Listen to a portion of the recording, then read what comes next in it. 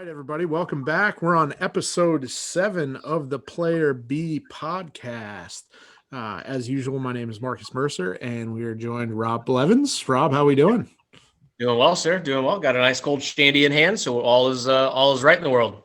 It was a perfect day for shandy out there Right. today. It was Finally 67 degrees or so here in Columbus, Ohio, and Yeah. we're a lot of golf talk being had. Everybody's trying to get out and play while they can before temperatures get back down into the 40s. But we're getting there. Snow on the forecast for St. Patty's Day next Wednesday. So hoping that changes. I'm hoping the ground is warm enough from the last warm trend that none of that stuff sticks. But like we said, Mother Nature's going to have one last snowfall for us. And we are right. I'm gonna see. Fingers crossed. I'm gonna see if I can't get out and at least hit a bucket of balls. If not, maybe walk 9 tomorrow afternoon before the rain comes. And that's a good idea. Stuff. So we'll see what happens. But it's exciting that golf season is here. We're not quite through winter yet, as you said, but the light is at the end of the tunnel. So absolutely, you can see it. It's there. We may be playing on some soft ground and some shaggy greens for a little while, but that's fine with me, I guess. So anyway, we'll start talking a little bit more golf when we get out there and start playing. But we had another awesome tournament this past weekend at the Arnold Palmer Invitational. So I know you were watching on Sunday because we were talking about it, going back and forth with a couple of buddies that were supposed to be on the podcast with us tonight. But, our people can't get a hold of their people, and our schedules just can't match. They are high maintenance, but we will get them on, and it will be an epic show when we finally get those guests on. Those that we're talking about, you know who you are, and one of these days, maybe you'll actually come on our show and talk a little golf with us, since you give us shit for not having you on, which is just false. But anyway, we were all talking golf. We were watching Bryson do his thing on Saturday and Sunday. But what are your thoughts? What are your takeaways? Yeah, he's he plays a good game. I mean, when he's on, he's on. I mean, but when you have that kind of clubhead speed, when you're off, I mean, you're not going to be in contention. So his golf swing is pretty repeatable. It doesn't have a ton of timing in it. So I think he's going to be up near the leaderboard more often than not. But I mean, that's one of those weeks where he was putting very, very well too. I mean, he had some interesting shots into the green. He had the line about the bunkers of how terrible they were, and that's why you're not supposed to hit it in them. But yeah, he was talking about that. But I mean, the flat stick saved him. I think on Sunday through, I want to say 10 or 11 holes, he had already made 100 feet of putts, which is like you factor that in with him carrying the ball, 330, 340, whatever it was, and then obviously on 6 he carries it over 370. There's not many guys that are going to contend with that. And it was impressive that, 48-year-old Lee Westwood was hanging with him shot for shot. So it was fun to see for sure. One of the things that I probably hadn't considered until I was watching on Sunday was he hits the ball so far, and, everybody's talked about that, but his strength and athleticism provides, I don't know what the right way to say this is, but he is able to hit balls that a guy like Lee Westwood is not able to. And I'm specifically thinking of shots out of the rough. The rough was so thick and juicy and high there at Bay Hill. He was able to get balls to the green that other guys weren't able to out of the rough and things like that. And I think that's where all this speed and strength and everything that he's worked on really is to his benefit and to his advantage. Everybody thinks about him, being longer off the tee and things like that. And obviously that helps. But when you're able to get to greens that nobody else is able to because of your just athleticism and strength, I mean, that's something you can't teach. Yeah. And that goes back to the strokes gain stats, where is Bryson, what's the difference between Bryson or any golfer really based on your handicap, what's the difference in strokes from 50 yards in the rough to 100 yards in the middle of the fairway? And Mark Crossfield had a bunch of stuff on his Instagram and Twitter of these stats where he's gathered for you. And I think a 0, and the range was amazing. It was, if you fall in the category of a 0 to 5 handicap, your average shot completion of a hole from 50 yards was like 2.46. And then from like 100 yards was like 2.8 something. So, I mean, it was a little bit higher.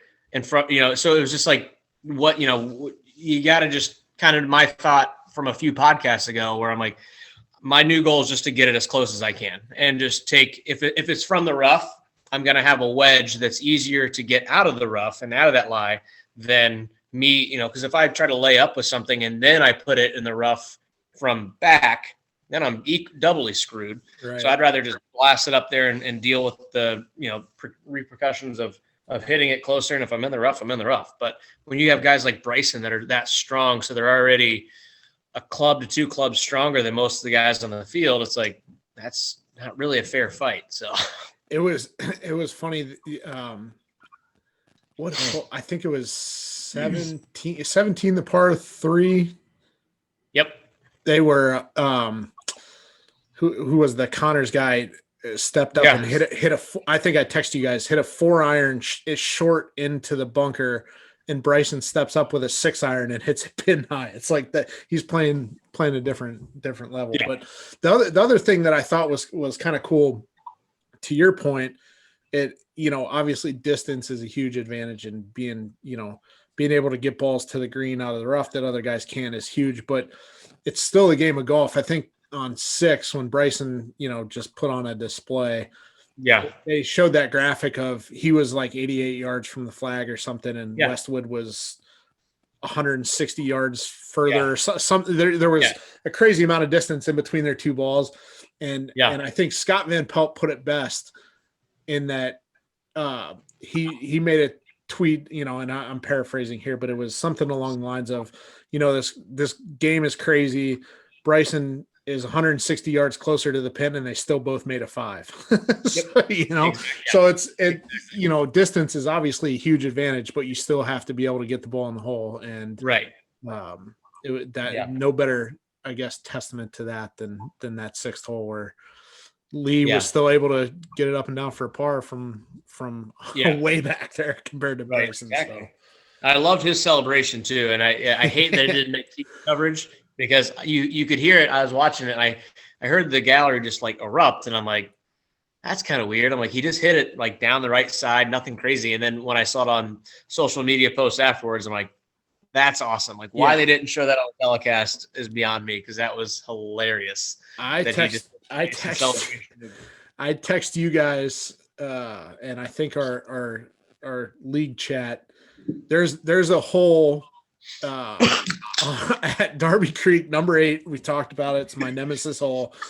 It's somewhat of a similar shot where you to cut the hole in half, you can go over the lake. It's a par 4. It's not nearly as far and the whole thing, but it's kind of the similar idea where you can hit it over the lake and cut the hole in half. And I said, I am week 1. I am absolutely stepping up, blasting it over the lake, and having that same exact reaction. So. Yes. I love it. We'll see, but it was.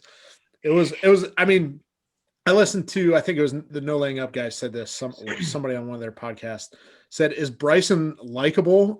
Absolutely not. Is he must watch? Absolutely. Like he. I mean." You have to watch him now. You don't necessarily have to like him in the whole post round interview where he's just rattling off his sponsors first thing and doesn't sound super sincere and all that kind of stuff. But I mean, the guy is doing incredible things with a golf ball right now. So yeah, exactly. I mean, I had texted you. I'm like, hey, Bryson's almost on 6 because I think you were flipping 4th from a basketball game, and I'm like, hey, Bryson's almost on 6. Like, gotta watch. I don't have a Bryson poster, but I'm also knowing that he's coming up to what in his eyes is a drivable par 5. So I'm telling people, hey, he's almost there. Go watch it. And you're like, okay, make sure you're making sure you are. So it's pretty incredible. But yeah, to your point, it was kind of cool to see Lee Westwood up there. I was kind of hoping he would pull it out. I think he's been playing forever, it seems like, and he's Yeah. always, anytime you see his name, he's kind of always in the mix. So it would have been cool to see him win. But I mean, Bryson winning is good for the game too. So it probably drew some eyeballs in there that may not have normally watched the tournament. So yeah, Westwood is the epitome of those memes where you see the guy that's like on the couch drinking a beer and just going, "That guy sucks." When he misses those putts, I can make that. Like, I'm sitting there texting another buddy, and he's like, "There's no way this sniffs the hole." And like one of his putts, and he missed it. I go, "This guy's awful." I was like, he cannot make a putt. I go, he putts like everything to lag, and I'm like, I'm pretty sure in his wallet equals he has that like my salary in his wallet, and I'm telling him terrible. So like, sorry. He's doing all right for himself. Yeah. But one of the things I wanted to talk about on here, and we were texting about it when it happened live, was on 18 when he hit his ball into a divot, and our text blew up about that rule immediately. So immediately. Maybe give us your thoughts on that rule and what you think. It's one of the, I mean, in the, they have so many rule changes where they've changed the drop from shoulder height to knee height. They've done all this stuff. Bryson gets one of the most ridiculous relief relief from a sprinkler head that wasn't fine. And then Westwood just stripes one right down the middle into a divot. And I'm like, that all divots in your fairway have to be ground under repair. Free relief, no near the hole. Drop it. You don't have to place it, but just drop. I mean, it's so ridiculous that a guy like Westwood could have a spot where he could make birdie on 18 and put the pressure back on Bryson, and it's just something out of his control completely. It's like it's one of those things that makes no sense whatsoever. If there's a bad area on the golf course, the superintendent sprays it white and says, "This is ground under repair. You get a free drop." But there's chunk missing from the fairway, from where your ball could end up, and there's nothing. It's just, well, that sucks. Sorry about your luck. Don't hit it there.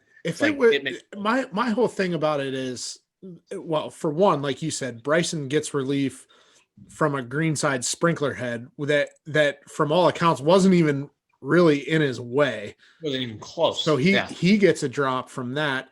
Yet Westwood in a roundabout way almost gets penalized for where his ball ends up, which is in the middle of the fairway. If it were in the rough, I can understand that. Right. But to kind of get penalized when you hit the shot that you're trying to hit and you hit it where you're supposed to, doesn't make sense to me. So I don't know. Yeah, that rule has to change. And it's not like you and I have hot takes on this and no one else is in agreement. Right. Twitter blew up when that happened. Everyone's like, "Oh my gosh!" Yeah. And those guys are good enough because the announcers are like, "Boy, I really hope he makes ball first contact." I'm like, he's got his name on his bag. I'm pretty sure he's going to make ball first contact anyway. But again, it's one of those variables that you hope you don't see on the 72nd hole of a tournament. That has been great. The guy's a stroke back and he needs to make a birdie to have a shot. And he gave himself a shot. Yeah. He had a super long putt, but he did about all he could do from that line. It was just unfortunate with kind of a tournament on the line to have to hit out of a divot, which stinks. But he's not playing Thursday night men's league where he can roll the ball out if everybody agrees on it. 10-minute divot, that sucks. Take it out. That's how he's able to do that. I tell you, who didn't do well was my pick from last week. That's right. To the point where, for those of you out there listening, hopefully you listened to the last episode, I said I really think Louis and Schwartzel or Horschel will do well. Yeah. And I'm sitting there scrolling on Thursday morning, and I'm like, or Thursday afternoon after the first round's complete, I'm like, dude, I don't even see Louis on this thing. I'm scrolling through. I'm like, all the way down to the bottom. I saw like Siwoo Kim withdrew, and I'm like, okay, maybe I overlooked Louis. I'm like, and then I Googled Louis Oosthuizen in Arnold Palmer Invitational. It's like WD. I'm like, all right, hot pick. There we go. He didn't even play. And Horschel missed the cut. So for those of you that took my advice and put some of your hard-earned dollars down, I apologize. You can Venmo request me what you wagered, and I'll reimburse.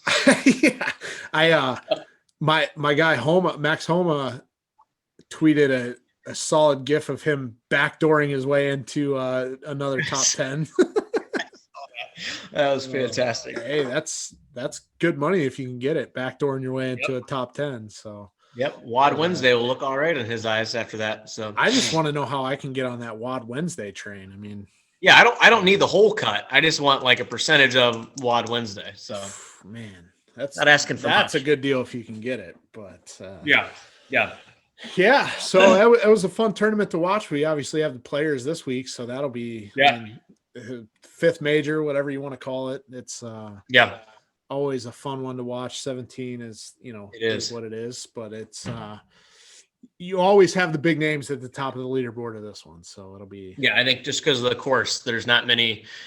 You don't look back and go, wow, that guy won that. I've never heard it. Like I haven't heard from him before. I haven't heard from him since. Right. It's like it's usually good names, Rory, Sergio, those types of players that are household names. You don't see many like Rod Pamplings or any guys that you've just never heard of since. Pampling. That's a blast from the past there. He used to do the natural golf video. Do you remember that? Do you ever see that infomercial? No. The natural golf? Wow. I'm gonna have to YouTube it after this. Oh yeah. That was like the one piece Bryson swing before Bryson was born. It was a guy named Mo Norman. He had some like way of like a one plane swing where you hold the club in the palm of your hand and it's like boom boom. It's wild. I'll have to look that up. If you would have just said Mo Norman, I would have just thought he was one of the characters on Club Pro Guys Twitter account or whatever.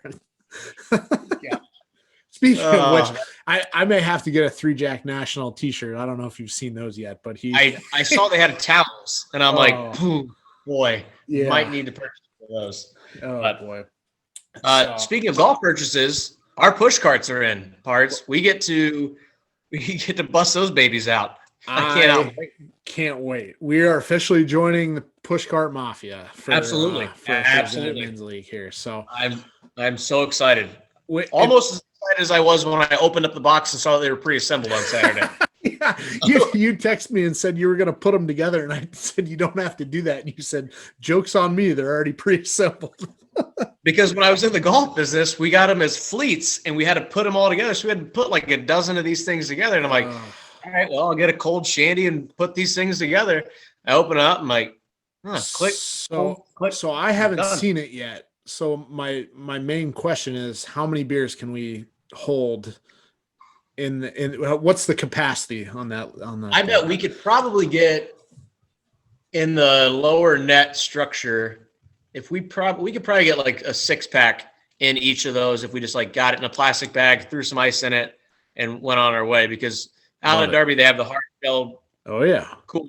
We'd have to put it in like a Giant Eagle bag or something soft and kind of collapsible. We'll put it in there, but we could probably get 6 in there. Hey, so. That's good for Thursday night men's league. 9 holes, 6 beers. That's all you can really ask for. Hey, and you're staying hydrated while you're getting a little walk in on a Thursday night. Can't beat it. So exactly. I am burning calories as you consume them. I like it. I am excited for that. Yeah, for sure. We're about a month away from league play starting up here. The group text is fired up, and I think everybody's ready to go here. Yeah, I feel like I kind of try to ignite the fire every once in a while because it kind of dwindles down. Nobody really says anything. And then I made the comment of asking if everyone was okay with me bringing our regular season trophy, hitting it off of every tee or putting it next to my ball. And that kind of ignited conversation. I think somebody said it was gonna end up in the field next to 3 tee box or 3 tee box. Yeah. So exactly. Or 4 tee box, I guess. So anyway. It should be fun for anybody that plays in the league. Hopefully you guys have a group text going on because that's half the fun of just everybody going back and forth about your play. So should be fun. We're looking forward to it. Hopefully we get some good weather to kick off the season. So Yeah. But yeah, I thought we don't have a guest tonight. Well, I guess I should say you are our guest tonight. I thought Right. Yeah. In a roundabout way. we would chat a little bit for those that have listened to the first couple episodes. I'll let Rob talk about it, but he has previously worked in the golf business at a few clubs, so I figured we could kind of get the perspective. I am very much an amateur golfer, and have played at many public courses, private courses, whatever, but I've never worked in the golf business. So Yeah. I am interested to hear about, how to get started in the golf business, what it takes, and, what it's actually like working in the golf business. Cause, you think it's, you get to go to the golf course every day and have Oh, yeah. fun. And I'm sure it's not all Yeah. rainbows and roses. So we'll, No, we're going to, that's kind of with any job. But yeah. So I guess the biggest thing, and I know you talked a little bit about this in episode 1, but maybe kind of refresh everybody on maybe, your background in golf, how you got yeah. started in the golf business, and maybe your role, where you've worked, and things like that. Yeah. So yeah, I got started in golf probably in 2011, I believe. These kind of all gel together around that time. But I was in Indianapolis selling apartments, and I had a buddy that worked at the club that I ended up going to. And he was like, hey, if you're interested in getting in the golf business, this is what, you need to follow these steps. He went to one of the PGA schools down in the Carolinas that they basically, guide you. And then once you graduate, they place you at a golf course. So that's one way to do it, is just go to a school specifically for that. They will find you a job. I obviously grew up playing golf from like 6th grade on. So I'm like, yeah, that seems, they say, figure out what you like to do and figure out a way to get paid for it. And I'm like, wow, this could be perfect. Like I was a range rat as a kid. The parents drop you off in the morning, pick you up at night. I'm like, yeah, that'd be great. So from there, I basically asked the guy's name. Well, yeah, I'm Kyle Pitcher from last year's golf trip. He was a pro down at Heritage. I go, what do I need to do? He goes, well, go to the PGA website. They'll have a list of tournaments called PATs, your playing ability test. He goes, you just got to start there. Take your player ability test. And then when you pass that test, call me and then we'll figure out something. So took that test, which is literally just you go out and play 36 holes in one day. And you have a target score you have to shoot. If you beat that score, you move on, and you can now become you start your way to become a golf pro. If you don't, sorry about your luck. You pay another fee to go into the next one they do. So at that point, I took my PAT, passed it, called him. I'm like, all right, I passed it. What do I do next? What do I do now? Yeah, like I'm still selling apartments. I just did this on a quick weekend. Like, what do I do now? And to be fair, the PAT is usually at courses, like public courses. Occasionally a private course will have it. Mostly it's public courses. And it's sanctioned through the PGA. And you have to think the PGA is a business, so they want you to pass because they want you to get into the program and pay monthly or yearly dues. They want you to pay for bookwork. So they set the course. It's not like you go out and you play the tips and these pins are tucked. We played a 6,300-yard golf course and the pins are flat parts of the green. I mean, they want you to pass. And the target score is normally, I think, you have to go out there and shoot like 77, 78. It depends on, they factor in the conditions of that day, the slope and rating of the golf course. So if it's at abnormally hard golf course, the target score will be higher. But usually like 156, 157 is pretty standard for your target score, and you just go out and play. And it's kind of a good way of testing where your skill is because you're playing a competitive round of golf. So I passed that, told Kyle, hey, I passed it. What do I do next? He goes, you got to come down and chat with my boss and see what openings we have. So I'm selling apartments Monday through Friday. I drive down to Mason, Ohio. I'm in a suit. I think this is a job interview. I talked to the head golf professional out there, Mike Murphy, and he goes, you are interviewing for an outside. He goes, and I'll be honest with you. He goes, do you have, are you on salary at Indy? I'm like, yeah, I am. And he's like, well, you're going to be basically like one of the kids that are like cleaning the carts, picking the range, grabbing members' bags as they come up at Heritage Club. And I'm like, okay. And he goes, financially, I just don't know if this is the right fit for you, blah, blah, blah, blah, blah. I'm like, well, I really want to get in the golf business. Let's give it a shot. So kind of took a leap of faith, took the job there, and just kind of got my foot in the door. I worked outside staff. I picked the range balls, cleaned members clubs, did all that kind of stuff for probably 6 to 8 months. Just worked solely outside staff. And then kind of showed my legitimacy of like, I wanted to stick with this. So they're like, hey, why don't you come on in? We'll show you how to do the POS system. So I'd kind of ring members in, do some merchandise stuff. And then just kind of got my foot in the door that way and work my way in. But basically how to kind of start it. Yeah. Just go past your PAT or go take your PAT, because they've actually changed it over the years, the requirements. It used to be you had to pass your PAT before you could start working your way into the business. And now it's just, you have to take it, I believe, and I could be wrong, but I think you just have to take it. And there's different levels. So there's the entry level bookwork you do, and I'm kind of bouncing all over the place, but you start, you pass your PAT, and then you register for the PGA, and you say, hey, I'm working at Heritage Club. Here's the date that I passed my PAT. And they go, okay, here's your qualifying level books. It's like 3 or 4 books that you have to read, and do some, just activities on, of like turf maintenance, cart maintenance, tournament stuff. Once you're done with those books, you fly down to Florida, PGA headquarters, you do a week-long seminar, and then you do like a work experience portfolio, and you submit that to the PGA. They approve, okay, you know what you're doing based on these books. Then you go to a testing site like you do, just like an online test. Once you pass that level, then you're on to the next level. So there's the qualifying level, level 1, level 2, level 3, and then you get your class A. So that's when you get those great initials after your name, PGA. So throughout that process, you're at a club.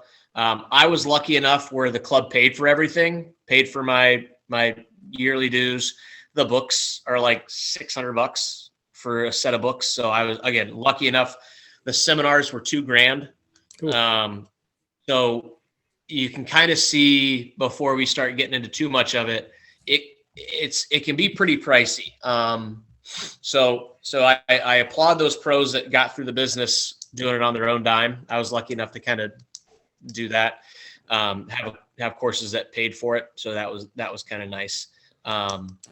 But yeah, it's just a lot of, it's basically like grad school. Like, I mean, it really, I got my bachelor's degree at Miami, and then did the apartment thing. And then when I got back in the golf business, I'm like, this is kind of like grad school. You're learning about the golf business, behind the scenes stuff, tournament prep. And it's just, you do bookwork and then you do a test. So it's just kind of like that. Kind of like a golf version of the ACT or SAT. It sounds exactly. like. You have like a pass fail. If you get above 75% or 80% or whatever it may be, you pass that portion. Like, so tournament operations, 85%. Great. I passed that one.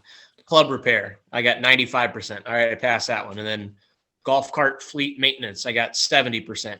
Shoot, didn't pass that one. Got to go back and take it again. So it's just that kind of stuff where you get well-rounded on all aspects of golf on it. And so I think that's probably part of the piece that, people like me don't understand is how much goes into it. It's not, you're not just a good golfer and show up to XYZ club and apply and you get the job. There's a lot more that goes into it. On the start. Yeah. Would you say your route or your path to being an assistant pro or working in the golf business is pretty typical, or was it, you mentioned KP went to, a golf school and where they kind of kind of tailor you and funnel you into, Yeah. a job or something like that? Is it, would you say your route's more typical, or, the way he I went would, was? yeah, I would say it's probably somewhere in the middle, where my route's not really. I mean, there's not many bag room kids that work their way up to be first assistant. And to KP's situation, there's not a ton of guys that go to these schools. I mean, and KP's not in the golf business anymore either. Right. But I mean, so a lot of those guys will graduate and then go and move on. So yeah, I would say it's probably somewhere in between those two routes. I'm not some like rare unicorn, but it's also not like how you typically would get in. I think you just kind of get in, from those schools or from knowing somebody, and then you just kind of work your way up to do those specific guidelines to get those affiliations of PGA next to your name. So Yeah, no, that's good insight. Cause like I said, there's a lot more that goes into it than even I realized yeah. until I kind of met you and things like that. So I guess once, you kind of started outside, worked your way inside, what kind of walk us through the progression? Like where did you go from there? Did you start doing lessons? Did you start, running events? What kind of, Yeah. what took place after that? Yeah. So, once I got brought inside, I just kind of I was like your standard, like shop kid. So when you walk into a course, you see the kid behind the counter that's answering the phones. That was me. You do that, you do it enough where you get, kind of acclimated with the members. Again, I was at a private club. You kind of get to know the members.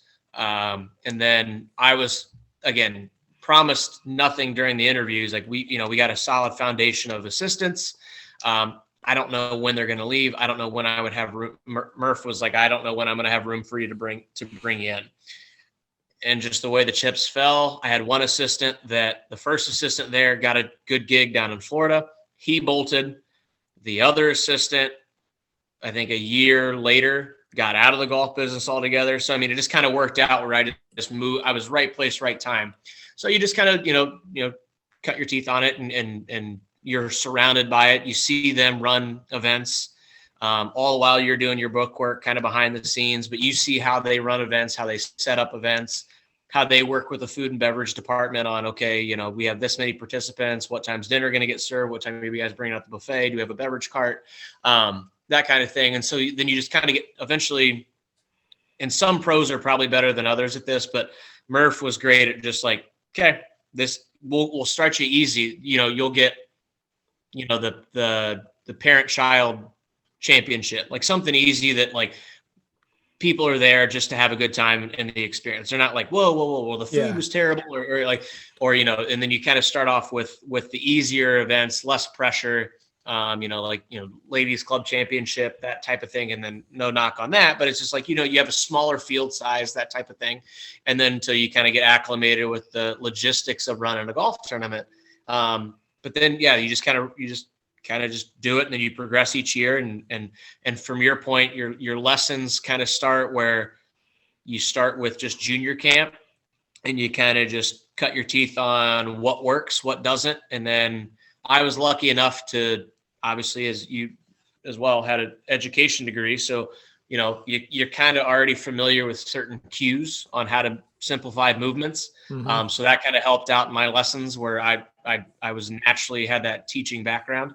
And then add a decent skill set with golf, where I could kind of, communicate the mechanics of a golf swing in simple ways. So you'd start out by giving some, Mr. Smith's kid wants a lesson. So you do that. And then you kind of work your way up to now Mrs. Smith wants a lesson. So you do that. And then a couple members like, hey, so it just kind of works out that way, where just the longer you're there, the more experiences you have, and then the more opportunities you'll get. And then you just kind of progress your way up through that kind of step ladder. So it's funny you mentioned food and bev there, because when I worked at Ohio State, we had the opportunity to play over at OSU's golf club, and my dad's a member at a club up in Canton. I guess I should say Akron, but it's that's one thing I don't think I realized is, that's a whole nother aspect of working at a golf club is food and Yeah. bev, and how close, maybe the pros and things like that work with those people on events Yeah. and just all that kind of stuff. There, they have that's a whole nother staff, I guess, that all works together to make the club run smoothly Yeah. and things like Yeah. that. So, And especially on the bigger events where, you got your member guests, your yep. member.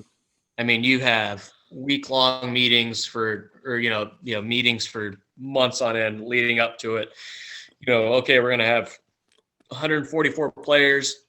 Here's the budget. Chef, what's it cost to get the food out? Okay, this is what I'm working with this year. Okay, what's our staff? I mean, so there's just a lot, which is why, the goal with the members and the member guests is like, just the hardest part is prep for the tournament. And then once it's there, it plays, like, you've done enough prep where it just plays itself out. Just like in your situation, the races. Yep. What's the hardest part about the big races? Prep. Everything leading up to it. Yep. Yeah, and once the day of the race, it's done. Like, it just runs itself the day of, hopefully. And that's the same way. Yeah. I mean, you're going to get tossed curveballs. That's the same way in golf. I mean, you do the prep for the big events or for the Monday corporate outings, when the club's closed and you have those scrambles, you get all that stuff. You get your sponsor signs, on Thursday for that Monday. And, okay, do you have any pairings that you want on specific holes and blah, blah, blah, blah, blah. So you get that kind of stuff figured out. And then Monday, you're just there and you just do it. So, yeah, but that sparked your, I'll save these questions for later, but your comment there just made me think of something that I'll save for the end. So, no,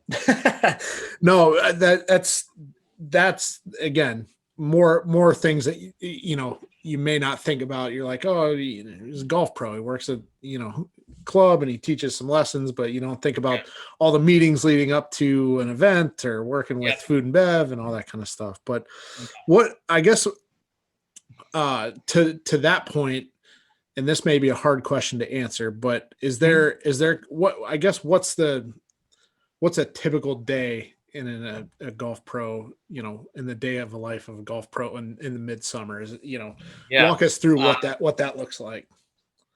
Midsummer, boy. Midsummer, I guess what I'm getting at is the hours and when, how long you're at the club and all that kind of stuff. Yeah, I mean, the beauty of it is if you're at a club and they get you on a salary, you're there sun up to sundown 7 days a week, because they'll tell you that you're off on Mondays, but then you have corporate outings on Mondays, and so someone has to work those. So you'll work. I mean, you didn't want to keep track, because then you would just rip your hair out, and you didn't want to know how many days you've been on property in a row. But usually I wouldn't be surprised if you're pulling 70-hour work weeks, 80-hour work weeks, because you're just there all the time. You don't have, you have a budget to stay in on, the board gives you, the golf staff, a budget that they have to stay within. But everybody's good at knowing we're all here all the time. So I may open the shop, and opening the shop may mean getting there at like 6 a.m., turning on all the lights, making sure, again, this is depending on what course you're at, making sure there's coffee ready for the members, and make sure, the chef from the night before has got the pastries out. So you bring those down to the hallway and everything like that. So you're there at 6, you maybe have another pro comes rolling in at like 8, 9 o'clock. Another pro comes in 12, and then another pro comes in at 2, depending on staffing. Then that whoever opens usually leaves around 2 or 3. But I mean, so you still have a long day. And then whoever comes in late, obviously you're there till the last cart comes in. So yeah, I mean, it just depends on what shift you get. It's just like a fast food job. It kind of depends on what shift you get assigned to. But I mean, yeah, they're long days. It just, especially in the summer, because you're cranking out tons of rounds. And then things, kind of like what we said, with curveballs get thrown at you, you get rainy days. So then, okay, there's lightning in the area, clear the course. You got to go get everybody off the course. Then you become a meteorologist. Hey, pro, when do you think we'll get back out there? It's like, I don't know. Let me see. I'm looking at my phone just like you are, buddy. I'm doing the same thing you're doing. Like, I don't know. But again, then that's on you. Like, you have to make the call. Like, okay, now it's safe to go out, and then you lead them back out. And then you have an outside staff kid that can't make the shift, so all of a sudden, you got to swallow your pride. I mean, there was plenty of times where I was an assistant pro, but I was cleaning carts and picking the range. Like, you can never just graduate to your next job and just say, well, I don't ever do that again. Like, you're going to do that at some point. You're going to pick the range. You're going to clean carts. Like, you just have to do that, or you're going to sleep at the golf course. So there's no real easy, there's no 2 days that are the same. So right. Yeah. It's a hard question to say.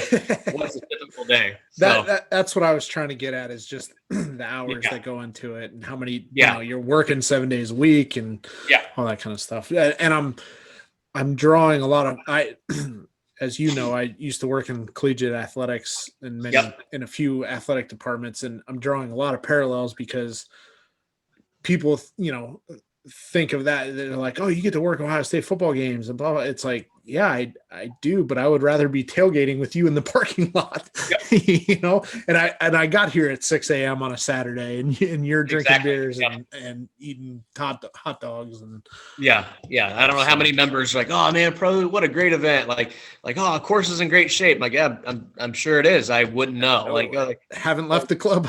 Yeah. Or you're writing the scores on the scoreboard. Like, oh man, pro, hole 16. That was a tough pin. You should see it. So, and like, you just hear all the golf stories and you're like, I got into this business because I liked golf, and so far I haven't really got to play a ton of it. I'm mostly just making sure that this is perfect for you guys. So that, I guess that's a perfect segue into my next question is about the biggest misconceptions of being a golf pro. And I think you just mentioned the number one item that I've heard from people that work in the business. 100%. That's kind of an ongoing joke of like, if you like golf, just don't ever get into the golf business, because you just you're there all the time. You're catering to the members or the customers if you're at a public course, and you just never get a chance to sharpen your game. Mostly just because, you're in my case, I was at public or private courses rather. So whenever you're on course, you're at the office. So I could go hit balls. I probably need to go hit balls because I got an 8 a.m. tee time with Mr. Smith on Saturday and he wants to play with the pro. I have to make sure I can go find this golf ball.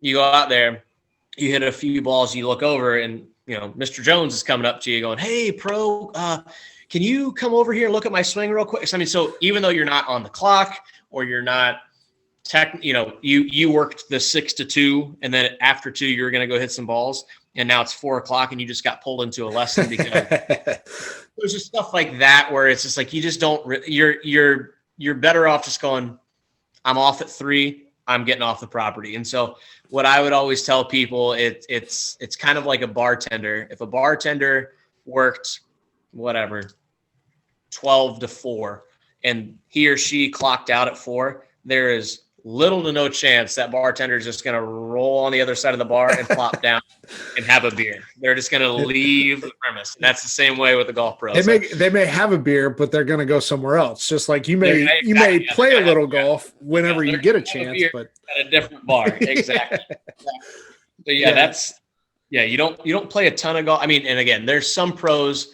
So the Southern Ohio PGA was the affiliation that I was in. And so I would play Monday events. In the event that our course didn't have a Monday outing, the section would always have events at other courses where you could play stroke play events, match play events, best ball events with a partner, just different formats. So you could get out and play still. And you could just really tell that some pros were at a little bit more of a they had a little bit more of a flexible role where they would play in a ton of Monday Southern Ohio PGA events. And then you'd see some guys that were there once or twice a season, and they were just there just to get out and play whatever golf course, which was usually me. And I was like, all right, well, so yeah. I think you told me this at one point, but somebody else told me, you get invited to an outing or a scramble, and everybody's like, oh, we gotta golf pro out here and they expect you to come out and shoot 72 and you're like, but I haven't touched my clubs in a month and a half. Yeah. So, Yeah. you know, My clubs haven't moved in a month. So yeah, I'm going to just try to find it real quick. Yeah, exactly.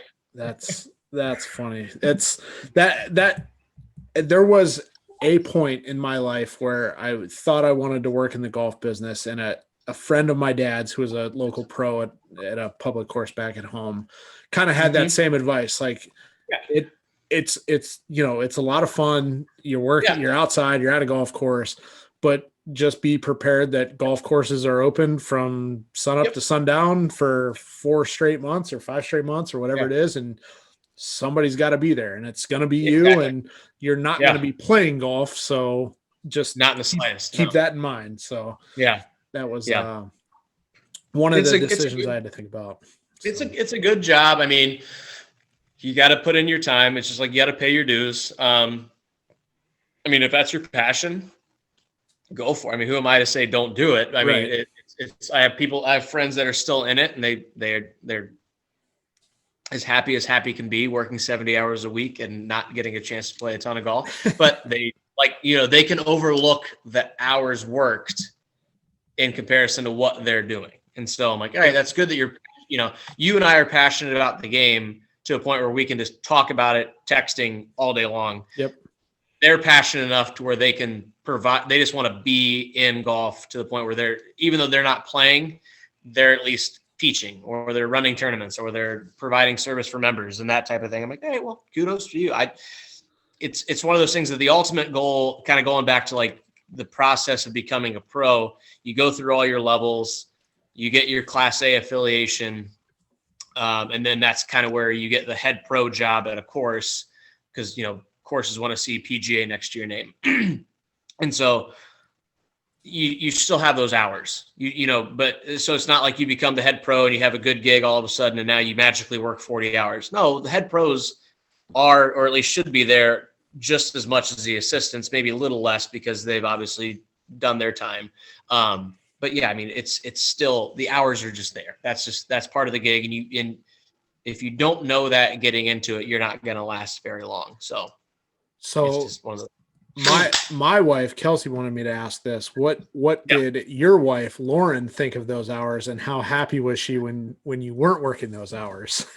Yeah, that was rough. That was real rough, because she was in Indy still when I was down in Mason.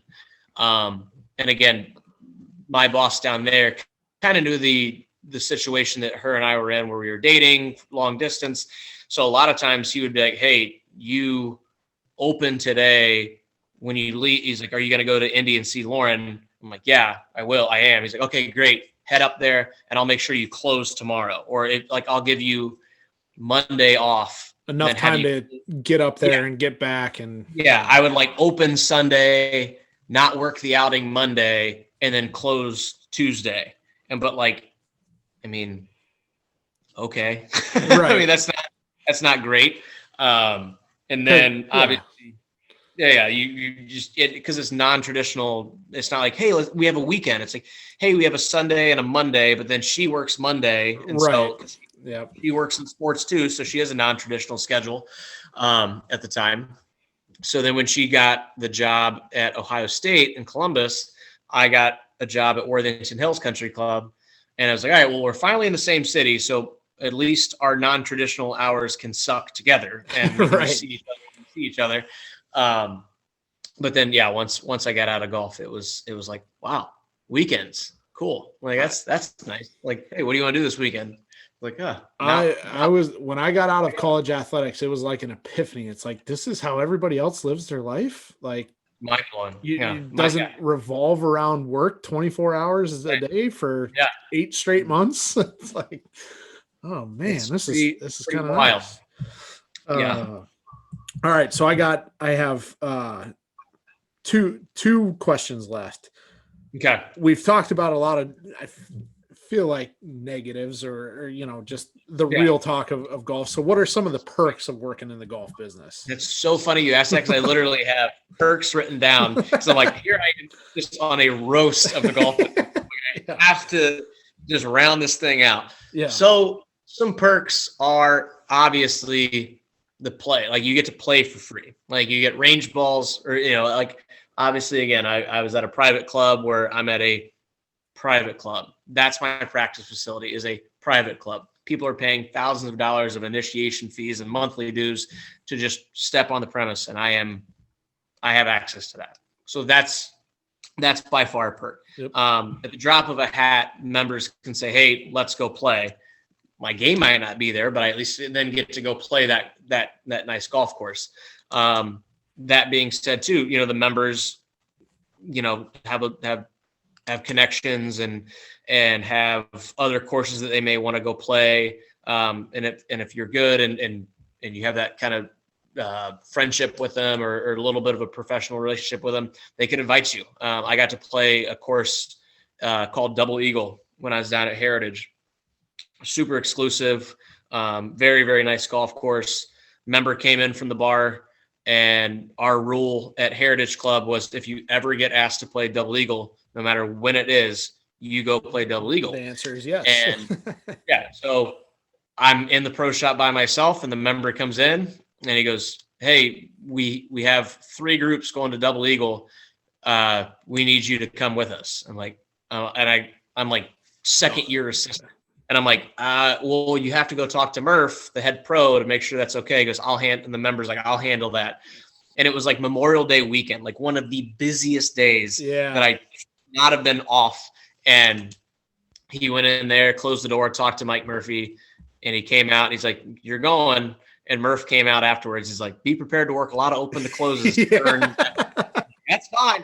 So that's kind of like one of those things, you get, and then like you get free tickets to PGA events. So like, Memorial, just stuff like that type of thing. You got to get handouts. Some other perks. I mean, staff deals. I mean, so that's a whole other card that we didn't even touch on. When you walk into the pro shop and you see those people working, the shirts, the balls, the clubs, we order those. We sit with the reps and we say, "Okay, what's the latest and greatest? Okay, that driver. All right, let's bring that in and whatever." So, once you buy an X amount of hard goods from a company, your staff qualifies for different sponsors.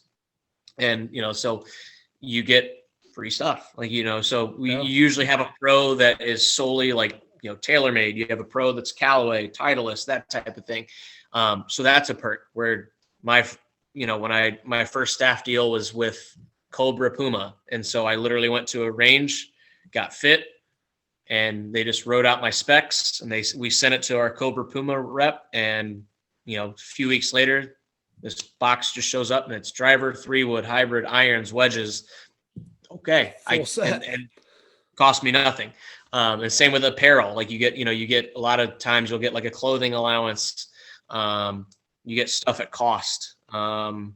It's just that kind of stuff. And so, yeah, I mean, there's definitely perks to it, which offsets a lot of the pains in the butts about the business. You kind of look around, you're like, well, I'm passionate about golf, so I'm getting all this golf stuff for free. Like, golf balls, golf gloves, all the stuff you take for granted. And then also a lot of times that you can make tee times just by picking up the phone and telling somebody who you are. In Columbus, I don't know how many times on Mondays when we didn't have outings, I would just call public courses and say, "Hey, I'm Rob Blevins. I'm first assistant over here at Worthington. I have a day off. I'd love to come out there." 90% of the time, the course is like, "We'd love to have you come on out." Okay. Like, we just come out and play for free. So there's perks like that kind of ease the pain of the painstaking hours that you work. So we won't mention names of one particular course that did not take so kindly to your Monday request. Correct. Told me that story a few times, and we won't. Right. Yeah. We don't need to name drop courses, but yeah, make sure that you some courses you will be required to have your Class A affiliation to get any type of free golf, which is that's pretty cool. And I think you've even mentioned it on the podcast a little bit, just some of the deals with club manufacturers and things like that. I mean, that's a huge perk in itself. Yeah. Especially because you get club manufacturer that you're on staff with, and they want to sell the clubs. They want to move the merchandise. So what do? They give the person that's there the most 70 hours a work week. We're going to put these new clubs in your hands. They don't really care that like you may, boy, I like this driver. I don't want to get rid of it. Okay. Well, here's the new one that I need you to put in your bag because when here's Mr. a $500 driver for free. Right. Because like they need to move that one. They don't need to move 3 years ago model that you really like. They need you to move that one. So then when you go out and give lessons or do club fittings, that type of thing, you're obviously kind of contractually obligated to push whatever sponsor that you're on, Callaway, TaylorMade, Ping, whatever you may be on. But then again, it helps just when you go out and play and you got the new shiny equipment of latest models. So manufacturers know what they're doing with that. And it benefits everybody when they do that. So yeah. Perfect. I have one last question, and this may put you on the spot a little bit, but I've you always hear some funny stories from clubs and things like that, and member guests and all that kind of stuff. And what made me think of this was a story from my dad's club that I can tell you. But what is the weirdest maybe complaint or request you maybe have received from a member, maybe on event week or just in general? And I guess I'll give you a second to think about that. One of the biggest complaints that I've ever heard, my dad's club, I played in the member guest with him, and there was a guest in the tournament that I forget what they registered his handicap at. It was a single digit handicap, but I think they had him at like a 5 or a 6. And the guy goes out and fires like 72, 73, like 3 days in a row. So like everybody at the club just bum rushed the pro, complaining about this guy, and they looked him up, and he had like a second handicap, and he was actually like a scratch golfer, and they found it out. But he's done that. Apparently the guy had done that at a few clubs, and obviously one member guest doing it and things like that. So have there any weird stories or any complaints or requests? Boy, there's probably been some that I'm gonna forget about, but we've had a situation like that where we've actually had to ban the guest from a tournament, just because he'd sit out a couple of years to kind of get off the radar, and then when he'd come back, they'd be in the shootout. And I'm like, oh my gosh, it's the same guy, and so it's like, all right, eventually, we've had to ban a guest before on a member guest. But as far as like requests go, I'm just thinking about, I feel like every time I go back to my dad's club, there's always somebody bitching about a pin placement or the way the bunkers are raked, you'll get those all the time, or like pace of play, like, oh, we waited all day. And it's like, especially on like member guests where the course is at literally like max capacity. And it's like, where do you want to go? Like that group's waiting on that group, who's waiting on that group, who's waiting on that group. I would say one of the weirdest or like most high demand requests was a member guest. The flight, the way we did and I won't say what club, so we don't need to figure out who did the request or where it might've been. The way we did the member guest was like 9-hole matches, and a member came in after one of the 9-hole matches, and he had his wedge in 2 pieces, and he just walks up to the scores table and he lays it on the scores table as we're writing the scores down. And he goes, I hit a tree root. I need this reshafted and fixed before my afternoon 9-hole match. And it's snapped in the middle. That's not a tree root. Yeah. That's a knee. Yeah. And so I'm like, wow. And initially I'm like, no, I don't tell him this, but I'm like, there's no way we can get this done. And my head pro at the course I was working at just goes, go to the repair room and get it done. So I ran down, heated up the club head, popped it off, found a wedge shaft. I didn't even care what flex it was, and just popped it on, did some quick epoxy, said, hey, this is quick dry epoxy. I would give it as long as you possibly can, and hope to God that it works. And the member took it. And so I had to reshaft it in like 20, 30 minutes. And I don't know how long it took for him to actually hit, but when he came back from his afternoon 9-hole match, the head was still connected to the shaft. So I knew that I did okay. Yeah, but I was gonna say you got it done for him. So yeah, that's another part of the golf business. Is like, yeah, you got to do club repair. Like everyone's like, oh, you re-grip clubs. I'm like, yeah, you got to reshaft and bend.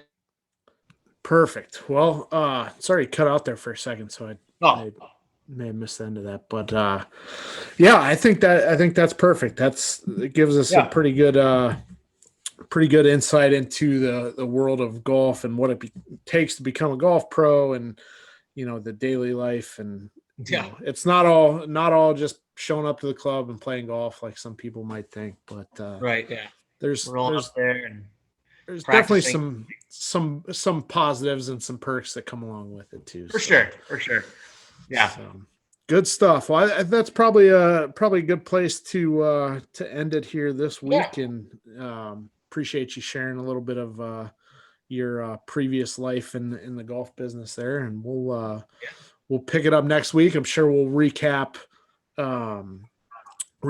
the players coming up here this week, and maybe if we can ever get Carbs and Zach on the podcast, we'll do that so they can stop telling us that we never invite them on. So right, this is our 7th episode, and I'm pretty sure for like 50% of our episodes we've asked if they can do them, and they've just not been able to. So we'll figure something out.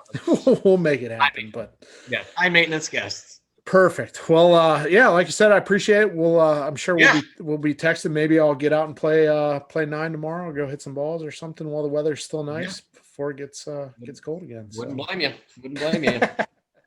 So good stuff. All right. Well, we'll talk again next week. Be sure to hit subscribe on this podcast. Follow us. Rob's at Club Toro, Ohio. I am at Punch Out Golf on Instagram. Also, don't forget we're on YouTube, so hit subscribe there, and we'll keep it trucking. But appreciate you listening. We'll talk again next week. That sounds like a plan. Thank you, sir. All right, we'll see you. Adios.